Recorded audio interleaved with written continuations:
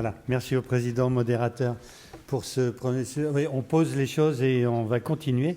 Une fois que la mise en contexte est faite, c'est éthique et management. De quoi parle-t-on concrètement ? Et le concrètement, eh bien, c'est l'occasion d'accueillir le professeur Mark Smith, qui est le doyen des programmes de l'EM Lyon, l'école de management de Lyon, la Business School lyonnaise. C'est un de nos collègues anglais, ainsi que Madame Alice Casagrande, qui est l'ancienne présidente de la Commission nationale pour la lutte contre la maltraitance et la promotion de la bientraitance, et puis le professeur Olivier Clarisse, qui... merci, bonjour Olivier, qui est le rédacteur de ce qui est internationalement connu maintenant sous le nom de Rapport Clarisse. Olivier fut notre président de la commission médicale d'établissement des hospices civils de Lyon et il fut chargé par Premier ministre et ministre de la Santé de rédiger ce très important rapport. Et pour ce faire, j'appelle notre collègue Christian Véron qui va prendre la place de Sergile Lafont, qui n'est pas là, qui est directeur d'établissement médico-social, qui est un ancien élève de l'école de santé de Rennes, qui s'appelait encore ENSP à l'époque ? Non, déjà EHESP, l'école des hautes études en santé publique. Il me disait qu'il n'a pas eu la moindre heure sur le sujet, mais c'était il y a 15 ans, donc c'est tout à fait compréhensible. Ainsi que notre collègue Éric Laporte, qui est cadre de santé au CHU de Clermont-Ferrand. Je vous laisse piloter cette séance.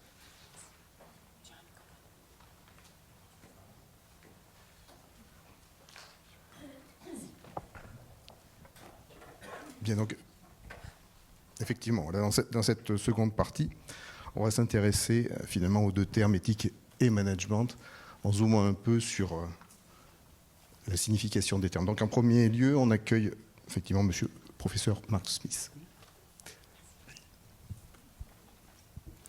Bonjour, je suis Mark Smith, je viens de notre monde, qui est Angleterre, mais aussi notre monde de business school. Donc j'espère que je peux ajouter quelque chose à vos réflexions et le sujet, mais il faut peut-être un peu un warning. Je ne suis pas expert d'éthique dans le monde médical, je viens de monde plutôt business school, mais chez nous, on a les mêmes thèmes, et tous les thèmes que vous avez abordés dans la première séance, c'est vraiment pertinent pour nous dans les écoles de commerce.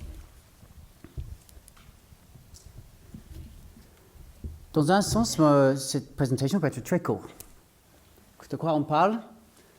Monsieur Fayol de l'école de mine Saint-Étienne, il y a 150 ans, il a donné les 5 principes qui restent au cœur de notre question de management aujourd'hui. La question d'organiser, la question de prévoir le futur, de planifier pour le futur, de faire les commandes, d'organiser les collègues, de coordonner les ressources, mais aussi pour contrôler, pour assurer que le plan est respecté.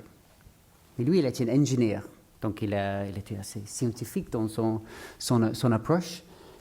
Mais ces éléments restent au cœur de l'activité de management aujourd'hui, mais ça devient beaucoup plus, comme on a entendu tout ce matin. Je pense que c'était un peu un tour d'histoire de management schools ou de business schools pour expliquer comment on a ajouté les éléments, les compétences, les demandes sur le management et comment l'éthique a émergé dans ce contexte. Un photographe. Ça, c'est le Cap de Lyon, qui est à Gelon. C'est l'usine d'il y a 150 ans. Et c'est là où on est maintenant. Le EM Lyon, on a déménagé cette année entre Écully, dans l'extérieur de Lyon, au cœur de Lyon. Mais cette période-là, dans le 19e siècle, c'était une période qui est caractérisée par une naissance de business school, une émergence de management qui est très dominée par cet esprit de Fayol, cet esprit d'ingénieur, un peu scientifique sur le management, qui est un peu le parti humain, et c'est assez absent, le parti humain qu'on a discuté ce matin. On focalise sur ce qu'on dit en anglais, le scientific management, le management comme une science, comme les pionniers dans ce contexte-là, ils étaient modeler et piloter, d'être un peu comme les ingénieurs, en fait, d'être comme un scientifique de management. Mais quand on a vu, et surtout on voit dans le contexte médical, dans la santé, c'est beaucoup plus que ça.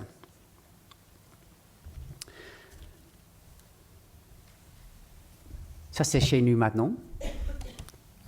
Jean Jaurès, depuis juin cette année. Et là, on voit une émergence de business school qui a sorti un peu cette cadre des écoles d'ingénieurs, comme partie de scientifiques. Et pendant les 20e siècle, les business schools sont devenus beaucoup plus importants. Ils ont beaucoup plus de poids dans les universités, dans le discours, dans le commerce, dans le gouvernement, dans tous les politiques.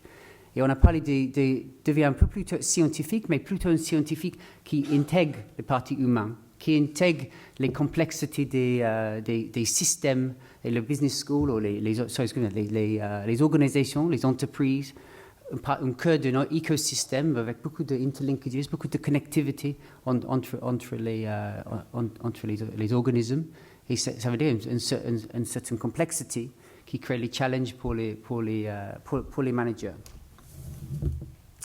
Donc comme ça, on avait passé d'une période dans le 20e siècle entre une période où il y a one best way, il y a une seule façon pour manager, vers quelque chose qu'il y a plusieurs best ways. Parce qu'on a vu les succès des managements allemands par rapport aux américains, ou les managements japonais par rapport aux américains ou les anglo-saxons. Comme ça challenge un peu le sens que c'est une science pure. Il y a cette idée beaucoup plus de complexité, mais aussi beaucoup plus d'options pour les managers pour faire les choix. Donc on a continué juste comme ça. Les business schools deviennent plus importants, le management prend le poids, jusqu'à cette photo-là. Ça, c'est la photo de Lehman Brothers, le moment de crash de 2008, où il y a la chute d'économie, et tout de suite, on a dit, mais c'est quoi ce beans? Vous êtes dans les business schools, vous faites quoi? On arrive avec cette situation complètement inéthique, les décisions bizarres qui avec beaucoup de risques pour les entreprises, pour les clients, pour la société, pour l'économie, pour le monde en fait.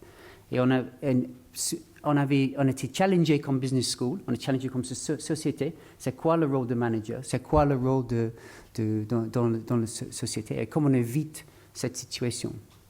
Alors, je ne rentre pas dans la réponse de gouvernement et si les banquiers ils ont encore gagné après cette expérience, c'est plutôt oui. Mais c'était beaucoup les grands challenges pour nous dans le management, dans le business school, et l'éthique et les valeurs au cœur de notre activité. Et comme vous, en fait, avec l'éthique dans le monde santé, on était challengé par ONU. C'était ONU qui a créé une certaine impératif pour forcer un peu un sens de valeur, un sens éthique, et un sens que le management, ce n'est pas que le marge, c'est beaucoup plus large, c'est un sens des parties prenantes, que chaque entreprise, chaque organisme a autour et à l'intérieur de leur activité. Une partie le monde est très très complexe et très très, on dit en anglais VUCA world, qui est volatile, avec une incertitude, avec beaucoup de complexité. Comme ça, on a passé de notre phase dans un sens dans les management schools et aussi dans le management plus large. Donc c'est pas cette question d'éthique et valeur, c'est pas seulement dans la santé, mais c'est quelque chose qui touche tout le monde dans ce sens-là. Parce c'est nous à donner un sens, mais aussi pour nous à éviter les crises comme Lehman Brothers ou comme la chute de l'économie en 2008. Et suite à ça, il y a les principes un peu qui intègrent un peu la partie éthique de nos activités, qui arrive dans le business school ou dans nos sens de management, dans nos cours, dans nos recherches. Et les principes de management education, de responsible management education, PRME, sont devenus de ONU.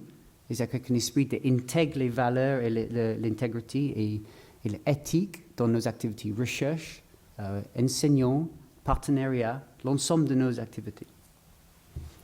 Avec ça, on pense plutôt d'un sens de responsible management, ou gestion responsable, mais aussi un leadership responsable aussi. On pense l'idée qu'il y a une intégrité dans la personne, que le manager, n'importe qui. Il y a une certaine accountability, qu'ils sont responsables de leurs décisions. Mais managers, ils sont citoyens, ils sont partie d'un écosystème plus large, ils sont avec les parties prenantes internes, externes, les salariés, les employés, les clients, les autres gens autour de cet organisme. Et dernière chose, ils sont un peu gardiens de leur entreprise aussi, ou gardiens de leur activité. Ils doivent passer leur activité à le prochain manager dans un bon état. Et ça, c'est très important. Comme ça évite l'idée de short-termism, qu'on focus sur le court terme, et on pense sur le long terme de nos activités. Dans la santé, vous avez tous ces enjeux, mais dans un sens, c'est plus extrême. Les managers dans la santé, vous avez des décisions beaucoup plus fortes, avec beaucoup plus de conséquences. Mais on joue avec le même enjeu, avec la même question de valeur et la même question comment on utilise la valeur pour gérer l'incertitude, pour gérer les questions ou les problématiques quand il n'y a pas un manuel. Il n'y a pas un manuel pour regarder qu'est-ce qu'on fait avec un patient, qu'est-ce qu'on fait avec quelqu'un dans un EHPAD. Mais c'est la même situation en fait dans le McDo. Il n'y a pas un manuel pour chaque événement. Donc les dites de valeur, on peut utiliser pour gérer l'incertitude, mais aussi pour donner un certain sens de nos activités. Mais aussi vu dans le juste mon dernier slide, c'est vu dans la santé, vous êtes le croisement qu'on a entendu ce matin, le croisement de technologie, société et ces questions d'éthique. Et ça, c'est le prochain enjeu pour les managers. Comment on arrive à gérer cette incertitude. On ne sait pas comment on gère l'arrivée de l'intelligence artificielle, mais c'est juste une autre incertitude, une autre complexité face au manager aujourd'hui. Comme ça, on a trouvé, si on revient vers Fayol, avec ses 5 principes, en fait, il avait 14, mais on focalise souvent sur les 5.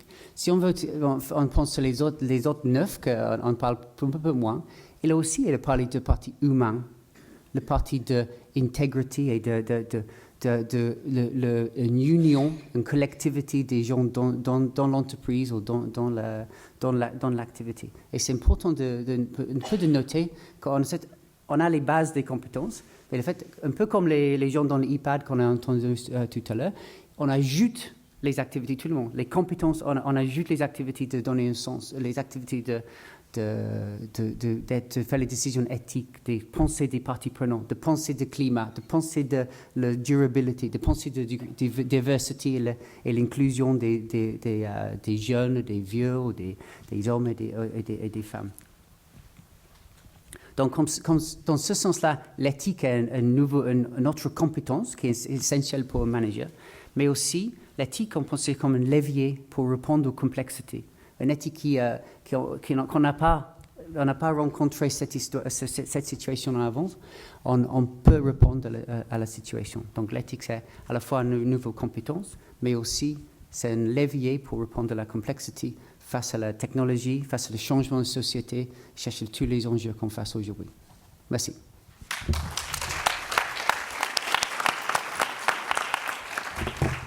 Merci beaucoup, professeur. Donc, nous accueillons maintenant Madame Alice Calazagrande, qui est ancienne présidente de la Commission nationale pour la lutte contre la maltraitance et la promotion de la bientraitance. Bonjour à toutes, bonjour à tous. Merci beaucoup pour cet accueil. Merci de cette invitation.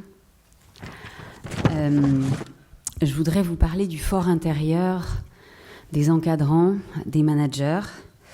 Je voudrais quitter les normes, le droit, les règles, les process, la gestion et toucher à quelque chose que peuvent vivre des personnes en responsabilité dans l'univers de la santé, dans l'univers social, dans l'univers médico-social. Et pour évoquer cela, je voudrais vous faire une sorte de traversée de mes 10 années d'enseignement dans un cursus à l'Université Paris-Dauphine, qui est une université donc centrée sur la gestion, vous le savez, très dans l'efficacité.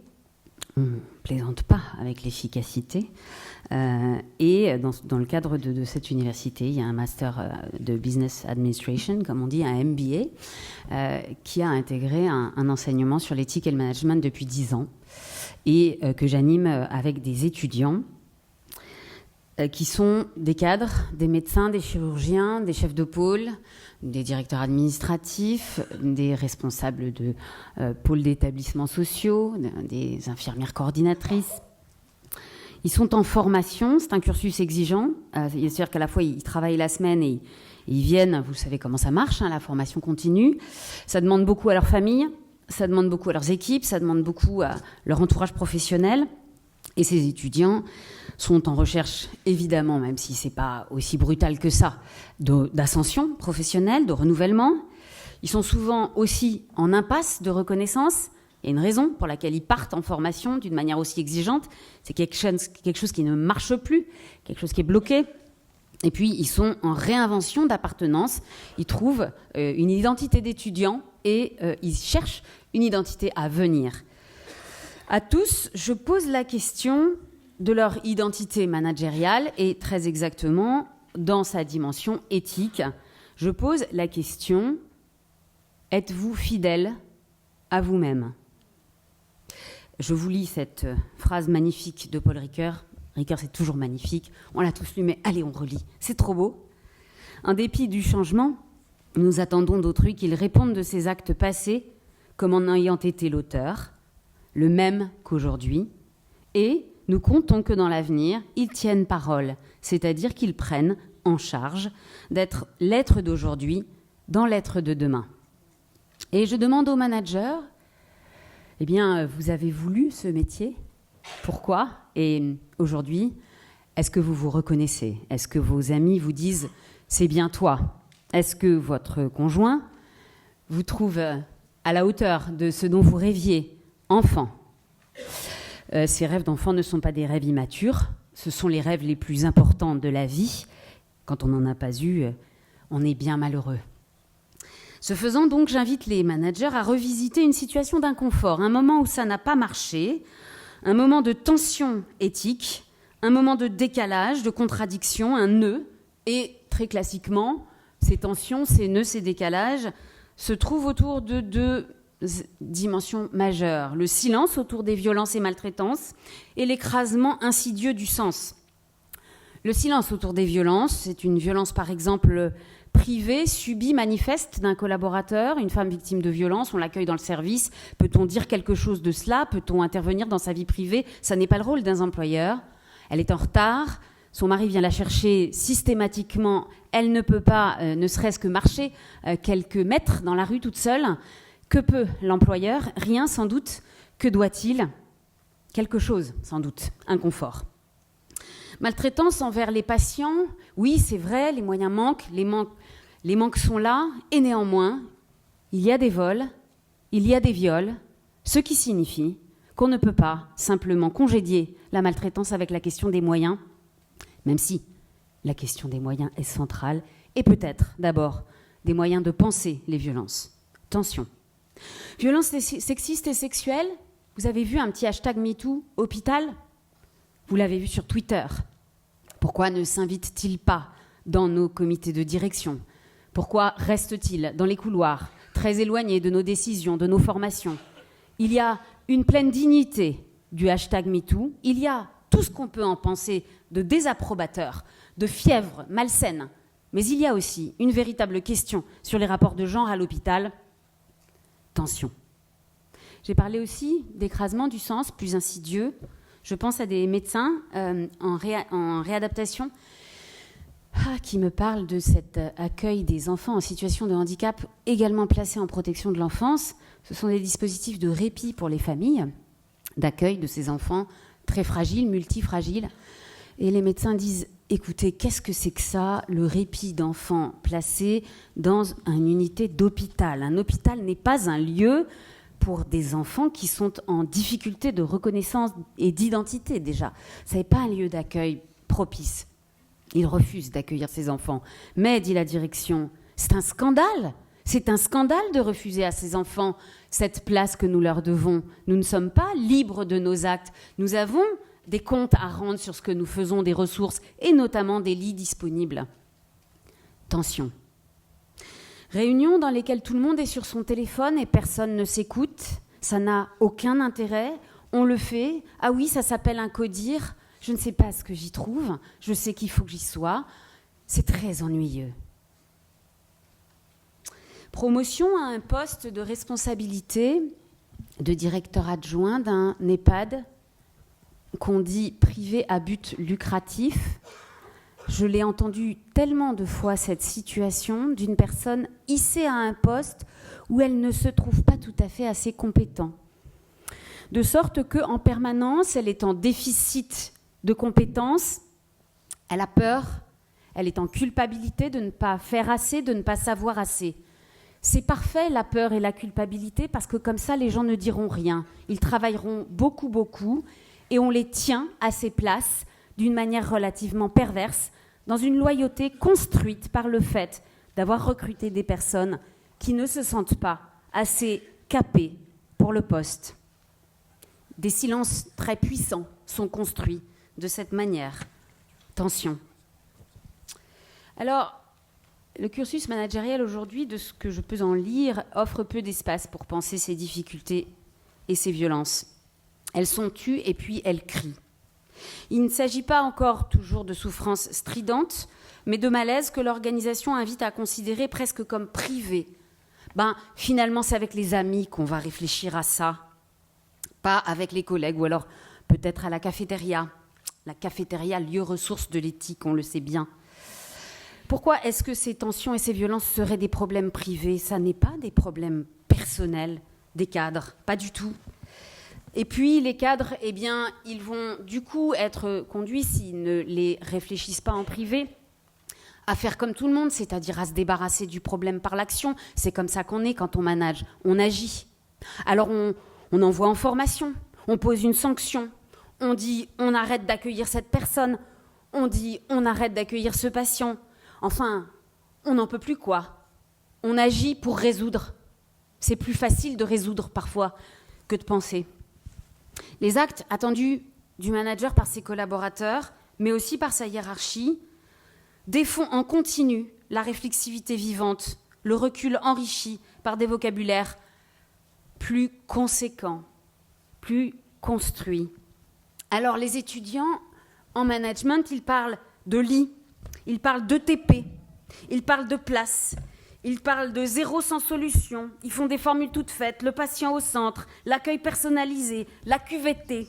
Ils ont plein de sigles partout. C'est hyper commode, ça va beaucoup plus vite que de dire équivalent temps plein, que de dire personne en poste, que de dire quelques aides-soignantes, quelques psychologues, quelques infirmières, un médecin qu'on ne voit jamais. Non, pardon, excusez-moi. Les récits sont technicisés, ils sont rendus complètement monochromes par leur formulation gestionnaire. Ça évite d'y aller, quoi. Et puis, ce sont des récits euphémisés. C'est trop dur. Alors, on va décrire en survol, on va décrire de loin. On va faire un en hauteur. Comme ça, on s'embarrasse un peu moins. Alors, on va dire, par exemple, les ETP sont en tension. Donc, en fait, ça se rattrape sur les ronds-points.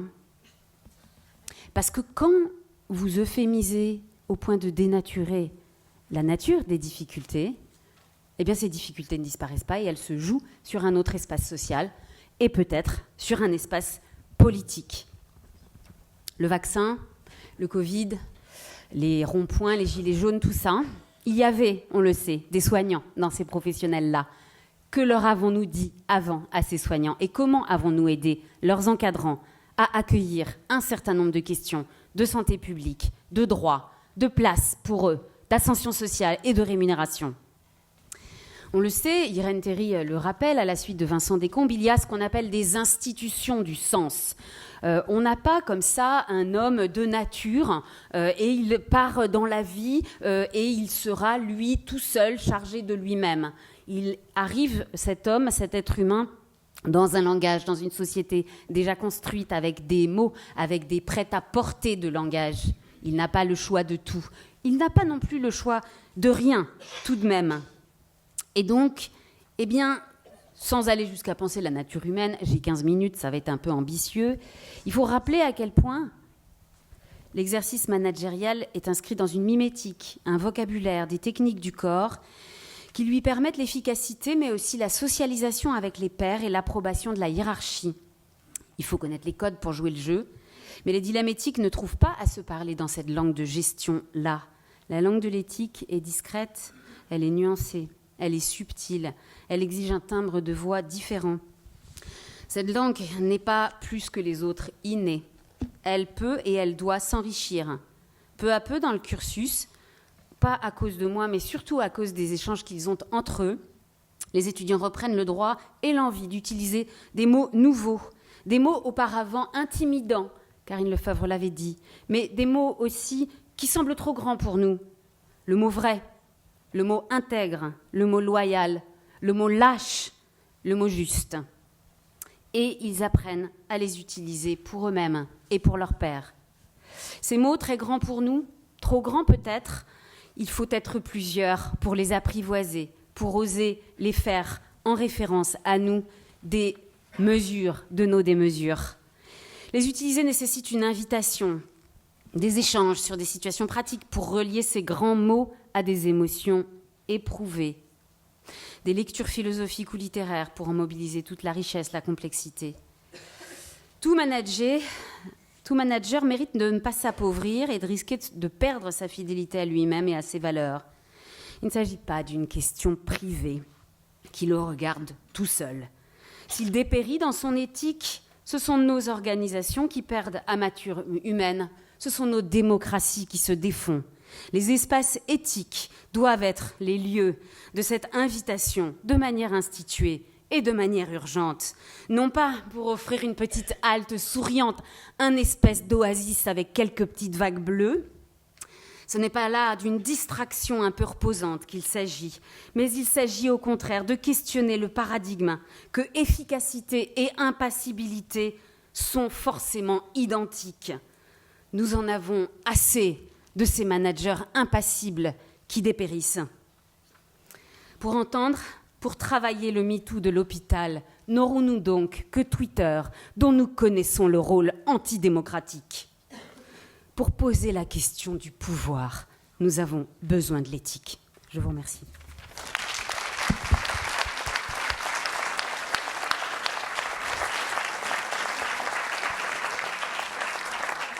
Merci beaucoup, Madame Casagrande. Nous accueillons donc maintenant professeur Aurélie Caris, professeur émérite donc à la faculté de médecine Lyon-Est, membre de l'Académie de médecine et médiateur. Messieurs les modérateurs, mesdames, messieurs, merci pour l'invitation à partager des réflexions sur le management à l'hôpital, les qualités du manager et l'éthique. Alors, merci bien. Alors, quand on parle d'éthique, de management, de gouvernance, il ne faut pas oublier qu'il y a aussi des problèmes majeurs qui concernent le monde de la santé. Et je vous rappelle que l'accès à des soins de qualité et pertinents pour tous en est un, que le mode de financement de la santé est un problème très préoccupant, et en particulier le financement de l'hôpital, l'attractivité pour les métiers de santé, la qualité de vie au travail, la sécurité des professionnels de santé et l'adaptation que les responsables doivent avoir vis-à-vis de l'évolution de la société. Alors, qu'est-ce que le management? Quand on parle de management, de quoi s'agit-il? Qu'est-ce que la gouvernance?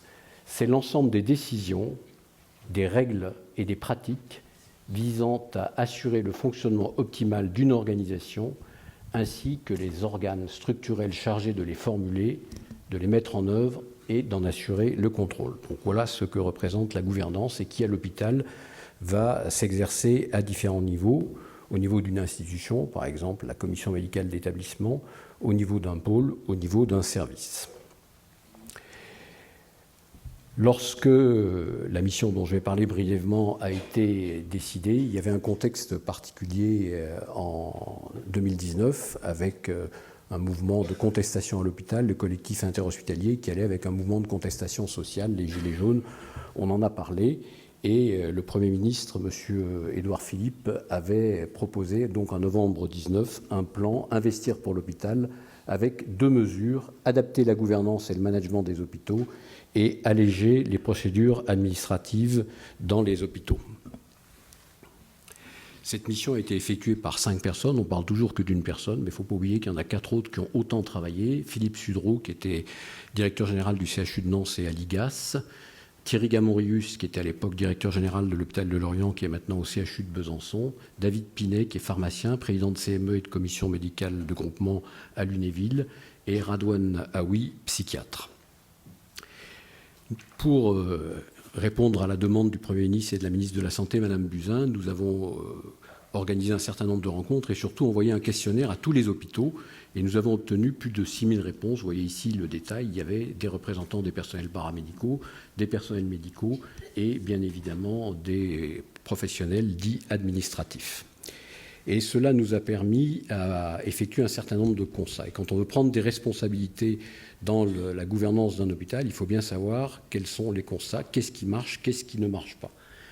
La première préoccupation était la perte d'attractivité à l'hôpital, qui est toujours un sujet d'actualité et qui ne correspond pas qu'à des revendications salariales, mais qui peut correspondre aussi à une charge de travail, à des missions qui sont considérées comme plus lourdes à l'hôpital public que dans d'autres secteurs. Le deuxième point est que le niveau de gouvernance hiérarchique que représente le binôme entre le directeur général et le président de la CME était plutôt bien perçu par ces 2 acteurs du binôme, mais très méconnu par le reste de la communauté médicale, ce qui va de pair avec la 3e observation, qui est une coupure indiscutable entre ce qu'on appelle le top management de l'hôpital et les acteurs de terrain, que ce soit des acteurs médicaux et paramédicaux qui sont assez éloignés de ce mode de fonctionnement ou de leur organisation. Les instances de gouvernance sont méconnues, et si elles sont méconnues, elles ne sont pas attractives. Le problème du service, qui a été considéré comme écarté, ne plus avoir la possibilité de s'exprimer, alors que c'est l'échelon majeur du fonctionnement de l'hôpital. L'absence de délégation au niveau des pôles et des services pour un certain nombre de choses courantes, les réparations, le petit matériel, le remplacement de personnel absent. Les responsables insuffisamment formés, outillés, donc ça c'est un problème très important. Qu'est-ce que l'on attend de manager? Comment le choisissons? Sur quels critères? Quels moyens lui donne-t-on pour fonctionner? Et puis des problèmes que je ne vais pas détailler sur le fonctionnement quotidien de l'hôpital, l'absentéisme, les marchés publics, la gestion des lits d'aval, etc., etc. Alors quand on fait un rapport, on en attend des conséquences. Il y a beaucoup de rapports qui dorment dans des armoires poussiéreuses et qui n'aboutissent à rien. Et puis il y en a d'autres qui peuvent aboutir à des réactions. Et donc nous avons eu la chance que ce rapport ait abouti à un certain nombre de textes officiels avec 2 ordonnances en mars 2021, la loi dite Stéphanie Ries du 26 avril 2021 qui parlait d'améliorer le système de santé par la confiance et la simplification et qui a repris des éléments qui étaient produits dans le rapport, 2 nouveaux décrets qui sont parus en mai 2021 et un peu plus tard, le ministre de la Santé, Olivier Véran, qui n'était pas à l'instigation de ce rapport, a voulu savoir où on en était et nous a demandé, mais finalement vous avez établi des recommandations, il y a des textes de loi, sont-ils appliqués, oui ou non? Et donc il nous a demandé de retravailler pour élaborer ce guide mieux managé pour mieux soigner, et je cite ce qu'il écrivait dans le préambule de ce document. Bien évidemment, les managers, que ce soit les directeurs d'hôpitaux, les chefs de pôle, les cadres de santé, les directeurs de soins, etc., sont avant tout là pour améliorer le fonctionnement de l'hôpital, mais pour assurer également la qualité de vie au travail et la qualité des soins. Et il disait, le sens du travail, la reconnaissance des compétences, de l'engagement, la participation aux décisions sont des éléments de motivation au moins aussi importants que la rémunération. Ce qui ne veut pas dire qu'il faut mettre de côté la rémunération, mais qu'il n'y a pas que la rémunération qui soit attractive. Et tout ce qui est dit, bien évidemment, a beaucoup d'importance. Donc il est arrivé après une nouvelle circulaire et enfin un dernier texte de loi en 2022. Alors c'est très bien d'avoir un rapport qui aboutit à ces textes de loi, mais sont-ils appliqués? Et finalement, qu'y a-t-il eu comme évolution? Et ça, c'est un petit peu une question à laquelle il est difficile de répondre, puisqu'on n'a aucun moyen de savoir ce qui s'est passé. On a quand même quelques moyens. Alors je vais évidemment parler d'éthique. On a toujours dit que il a été dit dans les interventions précédentes, c'était un mot qui était galvaudé, mais il faut quand même se poser un certain nombre de questions. Et donc, quand on décide d'avoir un poste de manager, parce que c'est rarement imposé, ça peut l'être, mais quand on postule à avoir un poste de manager, qu'est-ce que l'on en attend? Pourquoi? Est-ce que c'est pour avoir son nom en haut de l'affiche, comme disait un chanteur célèbre, ou est-ce que c'est pour exercer une responsabilité particulière? Et donc, pour parler d'un domaine que je connais, qui est le rôle du chef de service, le chef de service, il doit assurer, dans le cadre de la politique institutionnelle, un projet médico-soignant pour son service. C'est effectivement son rôle. Et donc, il faut qu'il connaisse la mission. Parce qu'accepter une responsabilité sans connaître la mission, ça n'a aucun sens. Qu'est-ce qu'on attend de moi?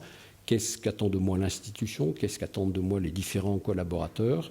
Comment je vais pouvoir l'exercer? Quels moyens je vais avoir? Et finalement, quels sont mes objectifs en tant que chef de service? Et mes objectifs en tant que responsable, quels qu'ils soient, c'est d'être là à la disposition des autres. C'est la définition de l'altruisme. Je ne suis pas là pour exercer un pouvoir quelconque, je suis là pour régler des problèmes, pour répondre à des attentes, pour connaître les membres de mon équipe, pour être à la disposition des membres de l'équipe. C'est-à-dire qu'un manager doit être disponible. Un manager qui est absent 5 jours par semaine ou qui est absent 4 heures par jour pour de multiples réunions, encore faut-il qu'elle soit utile, ne peut pas assurer cette fonction de proximité dont ont besoin les équipes. Et bien évidemment, la qualité de vie relationnelle au travail est un élément d'attractivité et de fidélisation. C'est-à-dire que la non prise en compte des besoins de chacun dans le respect de l'équipe est importante. Donc le manager doit faire l'effort de connaître individuellement les différents membres de son équipe afin de pouvoir gérer, par exemple, les différences de génération. On a parlé des générations Y, Z, etc. Donc les modes de fonctionnement ne sont pas les mêmes, de connaître les problèmes personnels et d'essayer de trouver un mode de management qui obéisse bien évidemment à la directive première qui est le fonctionnement médico-soignant, mais également le bien-être au travail. Ça veut dire qu'il faut bien être conscient qu'il y aura obligatoirement des conflits à gérer, parce qu'il ne peut pas y avoir d'équipe humaine sans conflit, qu'il faut savoir les prévenir, qu'il faut savoir les détecter, qu'il faut savoir les résoudre, et qu'il faut avoir la disponibilité, l'écoute, mais également l'autorité nécessaire. Et donc, in fine, pour la spécificité de l'hôpital, la qualité du management, et donc la qualité de vie au travail, l'existence ou non de conflits vont retentir inévitablement sur la qualité des soins. Et l'on sait très bien, on a de multiples expériences, de voir que dans les situations conflictuelles, in fine, la qualité des soins connaît une répercussion, et c'est bien évidemment pas du tout dans l'intérêt des patients hospitalisés qui nous font confiance. Alors pour terminer, je vais citer quelques-unes des caractéristiques du manager telles que je les conçois. Donc je l'ai dit, il est altruiste, il est là pour les autres et il est exemplaire. Il est bien évident que s'il s'en met plein les poches au sens large, il faut mettre fin à sa fonction. Il est loyal vis-à-vis de son employeur. Et ça, c'est un point important. À un moment donné, quand on accepte une responsabilité dans une institution, quelle qu'elle soit, on doit appliquer ce qu'est la politique de l'institution. Alors on peut avoir des discussions, on peut avoir des échanges, et si on n'est pas d'accord, il faut en tirer les conséquences. Certains disaient, un ministre, s'il n'est pas content, soit il ferme sa gueule, soit il démissionne. Le propre du manager, c'est de savoir et de devoir déléguer. On ne peut pas tout seul tout gérer. Il faut être fédérateur, bien évidemment. C'est sûr que si vous êtes là pour diviser, pour mieux régner, ça ne marchera pas. Il faut donner envie. Et ça, c'est extrêmement important. Et si j'ai fait beaucoup de choses dans ma vie professionnelle, c'est parce que, en formation, jeune étudiant ou jeune interne, j'ai rencontré des gens qui m'ont donné envie d'effectuer ce beau métier. Bien évidemment, on est exposé aux critiques. Et il faut savoir les accepter. Certaines sont justifiées, D'autres ne le sont pas. On sait très bien que quoi qu'on fasse, on est toujours critiqué. Et ce n'est pas forcément une remise en question que d'être critiqué. Et les critiques font parfois avancer. Il n'attend pas de remerciements. Donc ça, c'est sûr. Il y en a quelques-uns, mais il y a parfois plus de critiques que de remerciements. Donc pour l'ego, évidemment, ce n'est pas très satisfaisant. Et enfin, n'oublions pas que, comme tout le monde, le manager a le droit de se tromper. Il ne peut pas tout savoir sur tout. S'il se trompe tous les jours, ce n'est pas une bonne chose. Mais il a le droit de ne pas être compétent dans tous les domaines. Et donc je termine avec ces 3 mots qui pour moi sont très importants. Il faut oser, il faut vouloir et il faut se faire confiance. Je vous remercie.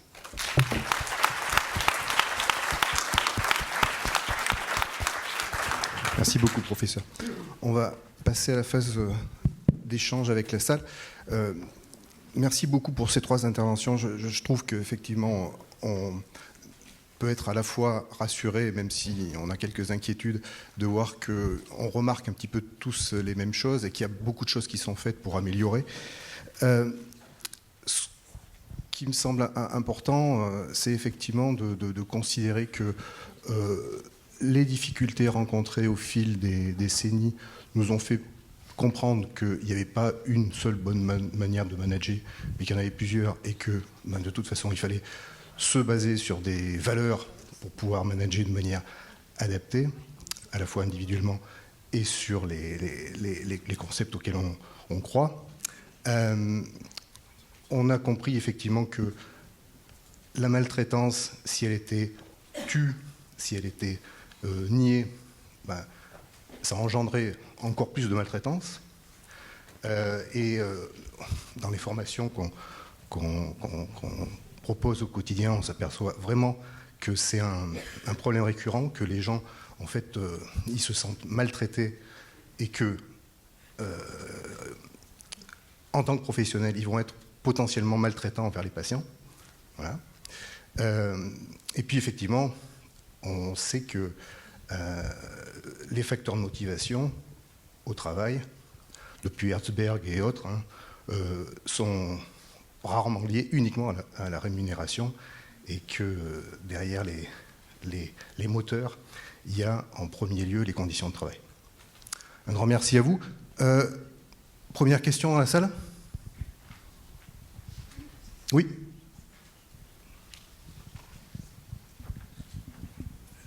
Nous avons entendu de Michel Clanet, je suis directeur de l'espace de réflexion éthique d'Occitanie. J'ai eu l'occasion de gérer un plan de maladies neurodégénératives à l'échelle ministérielle également. Et il y a ici 2 personnes qui ont eu des responsabilités importantes.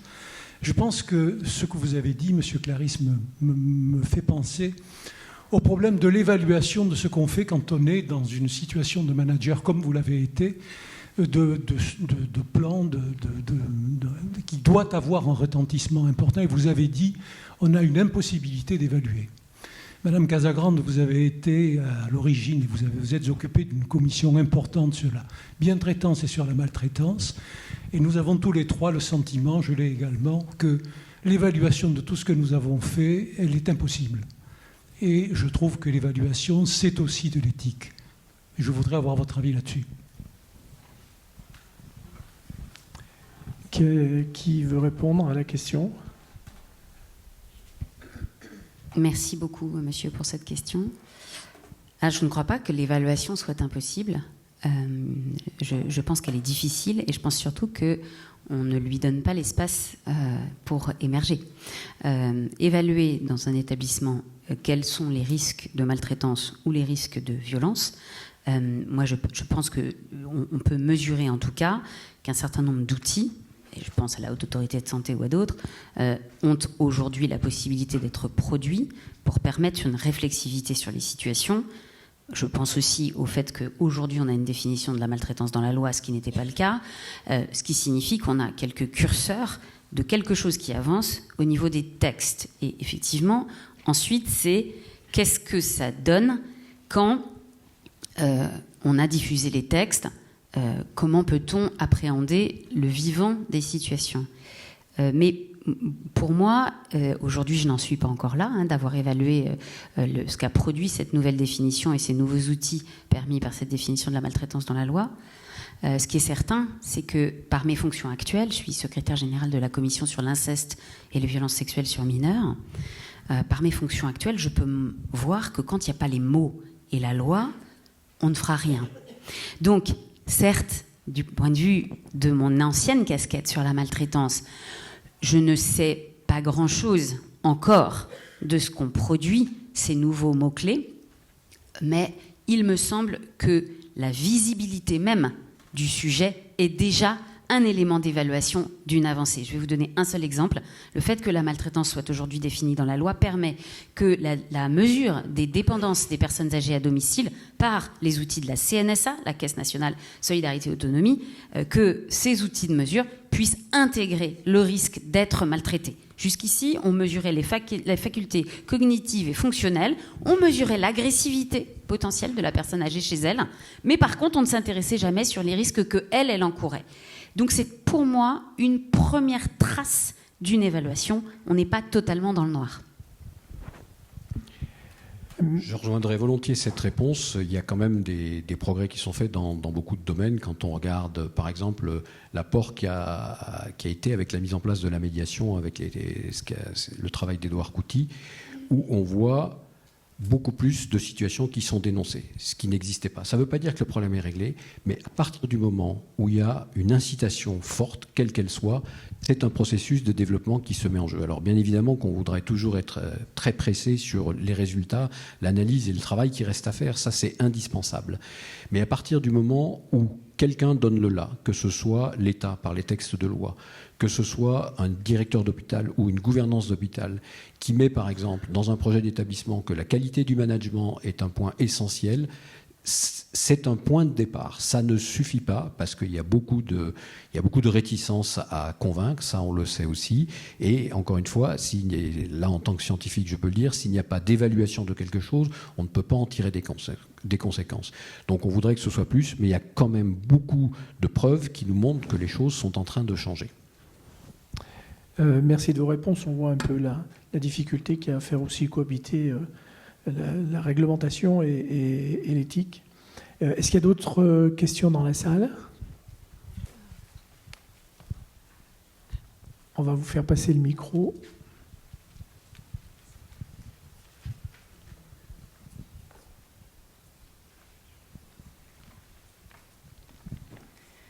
Bonjour.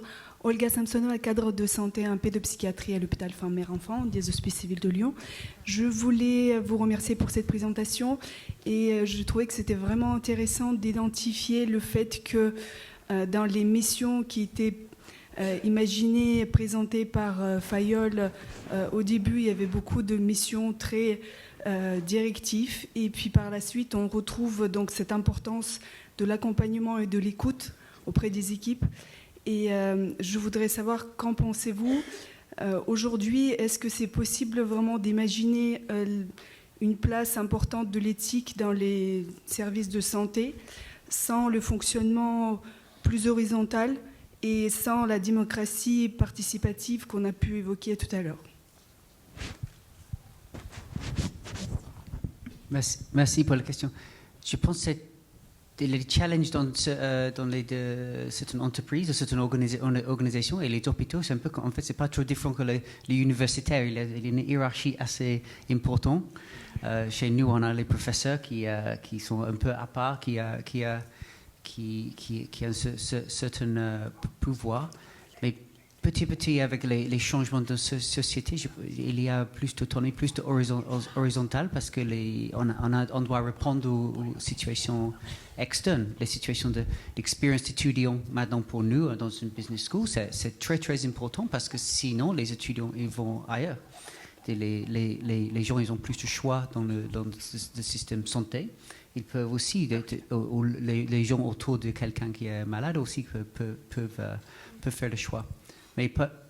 Donc ça, c'est pour la première partie. Pour la deuxième partie, pour le management participatif, je pense que c'est plus challenging dans ce contexte-là, parce qu'il y a beaucoup de réglementation et comme on a vu tout à l'heure, les lois qui dirigent les actions des managers. Mais dans chaque contexte, il y a toujours la possibilité de la CUT. et de donner l'autonomie et comme ça un sens et un purpose pour les gens qui ont besoin de pourquoi ils font ça et pourquoi ils doivent s'occuper dans ce cas-là les patients. Oui, je pense que c'est une excellente question, que effectivement les professionnels du médico-social, du social et de la santé ont en effet un peu plus le choix de leurs employeurs, et que les employeurs du coup ont des choses à réfléchir. Votre réflexion me fait penser d'une part qu'on ne peut plus faire sans la participation des collaborateurs et des familles et des représentants des usagers. En revanche, je vois, moi, à l'œuvre, toujours un risque de dénaturer cette participation. C'est un risque, à mon avis, insidieux, c'est le risque de la condescendance. La participation paternaliste est quelque chose de répandu, dans lequel, en réalité, l'instance de débat est assez vite dépossédée de la réalité de la création qu'on prétend lui donner ou de la possibilité. Et je pense que du coup, ça, c'est un piège, c'est un fabricateur de cynisme. Et du coup, quand on a épuisé en fait ces espaces de participation et que malheureusement on les a dénaturés, là on a vraiment un problème, parce que le coup d'après, quand on essaye de les proposer, ça ne prend plus, entre guillemets. Et on a un vrai sujet qui est cette participation, bien sûr dans les établissements de santé, mais la participation démocratique tout court est aussi quelque chose sur lequel, à mon avis, la réflexion éthique a beaucoup à apporter. Merci pour les réponses. Je crois qu'il y a encore une question complètement en haut de la salle. Oui, moi je voulais me poser la question du manager qui n'attend pas de remerciements. Est-ce que c'est vraiment un problème qu'il attende des remerciements ? On nous encourage beaucoup, nous, à ne pas donner toujours que le négatif à nos équipes, mais renvoyer aussi du positif. Et finalement, qu'est-ce qui serait négatif dans le fait que le manager ait de temps en temps un peu de retour positif, et peut-être que ça l'encouragerait à en faire de même? Alors, je suis entièrement d'accord avec vous et totalement en désaccord avec mon voisin, donc ça me donne l'occasion de participer. Je m'en doutais. Personnellement, manager moi-même, j'attends de ma gouvernance qu'elle me dise quand je fais des conneries, mais aussi qu'elle me dise de temps en temps que c'est vraiment super et qu'elle kiffe ce que je fais, parce que sinon, je me démotive. Je peux trouver des ressources avec mes amis, mon équipe, évidemment la finalité que j'essaye de servir, mais en ce qui me concerne, je ne considère pas comme une fragilité ou un problème d'avoir besoin d'une reconnaissance. Je pense que si j'en avais besoin en permanence, ça serait un problème. Et je pense qu'il faut aussi que j'accepte à vivre, et je dis je parce que je ne peux pas parler pour les autres, mais en tout cas, ça me semble un moteur de plaisir que je légitime moi pleinement dans ma pratique. Et pour tous les encadrants, je considère que c'est normal qu'on leur dise quelque chose d'absolument génial dans ce qu'ils font, parce que d'abord c'est vrai, et ensuite ça fait du bien.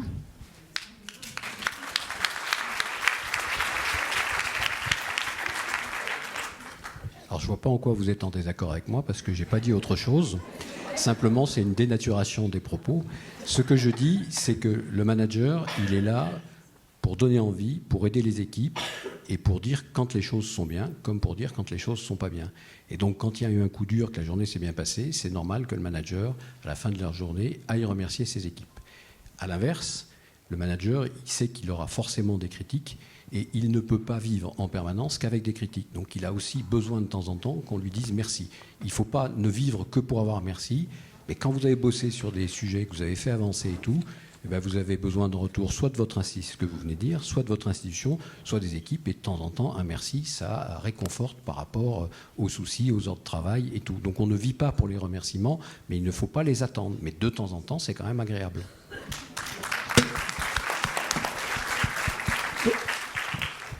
Si je peux ajouter un élément, c'est quand on voit les études, et vous avez parlé de l'écart entre le top management et l'ensemble d'entreprises, l'ensemble des organismes, on voit que c'est les middle managers, les managers au milieu des hiérarchies, qui sont les plus importants pour créer l'ambiance, pour diffuser la politique, pour assurer une certaine union entre les salariés. Donc ils ont besoin de remerciements. mais aussi d'accepter le feedback, le critique pour avancer. Mais ils sont les acteurs peut-être les plus importants dans une entreprise, mais souvent ils sont sous stress et sous travailler et avec beaucoup de difficultés. Bon.